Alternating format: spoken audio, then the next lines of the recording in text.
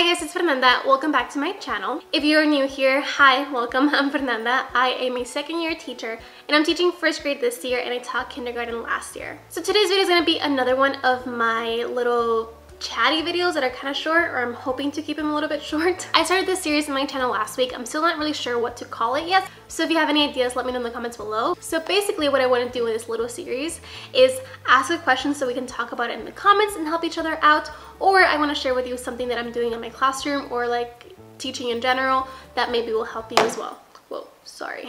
Last week I posted a video about how to collaborate when you are the only one in your grade level. I got so many great responses and ideas in the comments, and I also got some really awesome responses on teachersconnect.com. If you're not familiar with Teachers Connect, it's basically a website just for teachers. And teachers will either ask questions, answer questions, or just share ideas. It's a really great place to just get inspired. So just like I did last week, I will post this on Teachers Connect so we can talk about it there too if you are on Teachers Connect. And if you're not on Teachers Connect, I'll leave a link down below. Alright, so I am not asking a question in this video, I'm actually sharing something with you guys. Last year I had to turn in weekly lesson plans, and I've gotten a lot of like mixed feedback whenever I used to say that back in my vlogs, but honestly I didn't mind it because they didn't have to be super detailed. They could be just bullet points and acronyms and stuff like that. This year at my new school, I don't have to turn in lesson plans weekly, which I feel like it's kind of hard getting used to. I do prefer having my plans ready for the week, even though I know things change all the time. I like having that structure and then knowing that I have things planned, and if I have to change them, I just change them. Last year, whenever we had PDs or trainings and stuff like that, I would have different notebooks for them. So one for team meetings, one for trainings, and then like other one for ideas and stuff like that. And it was really hard to keep track of. So today I'm going to be sharing with you what I'm doing now to keep myself more organized, and it's literally like paperless, so I absolutely love it. So in order to get more organized, I am pretty much doing everything I can on this. This is the 6th generation iPad, and I've been wanting one for a while, but I decided to like just take the plunge and buy one after I came back from Miami. Both Bridget from the Letter Classroom and Michelle from Pocket Full of Primary had an iPad, and they were taking their notes on their iPad while I'm over here taking notes on like a little pad, and theirs just looks so much more organized and more condensed that ever since I'm like, you know what, I have to get an iPad. When I first got it, I got the 32 gig one, and I quickly realized that that is not enough storage. The software itself is already 10 gigs, so you're only left with 20 after that, so I returned it and exchanged it for a 128 gig one, which is perfect. Along with the iPad, I also bought the Apple Pencil. Now, I know there's a really good dupe for the Apple Pencil. The Apple Pencil is kind of expensive. It's $100.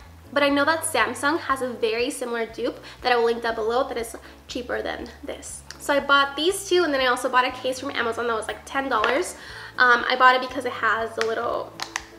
So enough of that, I just had to show you what I've been using. But basically, I have been using the app GoodNotes. Again, I downloaded this app because Michelle and Bridget recommended it, and it is not a free app, it's a paid app. I think it's like $7.99, but it's totally worth it. So let me show you what I use it for. So the first thing I downloaded onto the GoodNotes app is Bridget's digital planner. So I have the teacher planner. I am still trying to figure out what's the best way for me to use it, just because I feel like I have really bad handwriting.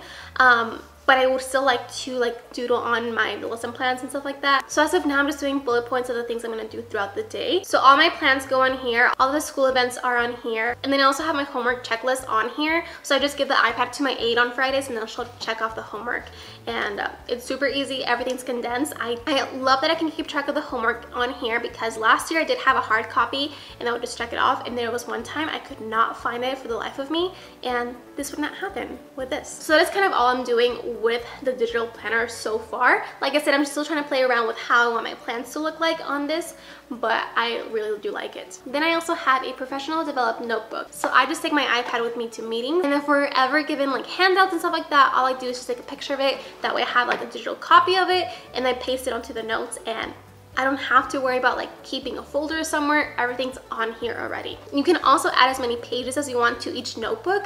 That way you never really run out of space, and you don't have to keep track of multiple notebooks if you take a lot of notes. Something else that I did today was just kind of map out my classroom. I wanted to move furniture around to make it flow better, but I couldn't do it right away because there was after school kids in my classroom. So what I did was just like, I took out my iPad, I drew my classroom, and it was so great to just have the plans ready before I started moving things around. Obviously you don't need an iPad just for that, but it was nice to have. The last thing I have on my iPad that I love, love, love is all my curriculum books. So in my school, we use CKLA. So CKLA has digital copies of their curriculum online, and they are just PDF files. PDF files are super compatible with this app. So all I did was just downloaded the PDF files, put them on my Google Drive, and then I imported them onto my iPad. So I have everything, like literally 1, 2, 3, 4, 5, 6, 7 books. I think my curriculum is about like 15 books, and right now I only have 7 that I'm using currently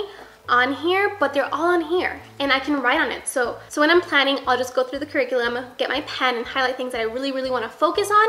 And then when I am teaching, I'll just have my iPad next to me if I need it, and I'll just quickly look over it and then boom, super easy. I also started using this when I work with kids, like one-on-one. Instead of using a whiteboard, I sometimes use this. So that is basically how I'm currently using my iPad to keep me a little bit more organized this school year. If you don't use your iPad to keep you organized, or you just don't like using your iPad for that, let me know in the comments below how you're staying organized this school year. Alright, so that is it for today's video. I hope you guys enjoyed it, and if you did, please give this video a thumbs up. Don't forget to subscribe if you haven't already, and I will see you guys in my next video.